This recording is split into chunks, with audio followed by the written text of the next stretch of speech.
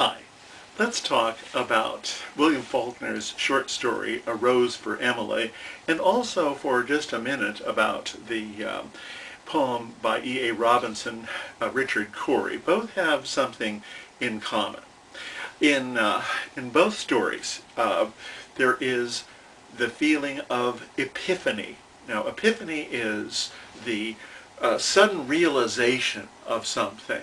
It's been used in literary criticism for the last century, and it's also used a bit now in popular culture. What it means is when all of the pieces of something come together, all the pieces of a puzzle, and you have this realization, at last you understand. Now, it could be about something important in your life. You've been doing something for a certain way for a long time and suddenly you realize, wait a minute, this is wrong. I'm not going to do this anymore. I've had an epiphany. I'm going to lead my life in a different way. Sometimes an epiphany will come about because of something that happens, a circumstance.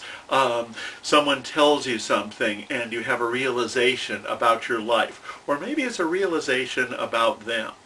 Now, an epiphany comes about for the viewpoint characters of the Faulkner story, A Rose for Emily. And who are the viewpoint characters? Well, we don't know.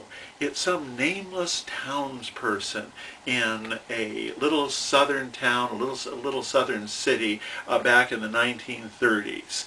And this ordinary person comes to a realization about a very well-known old lady in town, Miss Emily Grierson.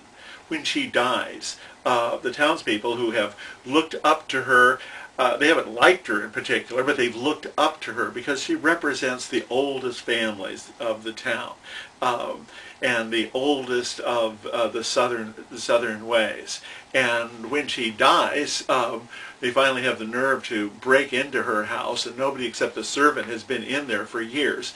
And in the upstairs bedroom, what do they find? They find in bed the skeleton of her boyfriend from years ago. So they have this epiphany, this understanding that Miss Emily and maybe what she stood for wasn't really that much to be revered and respected after all.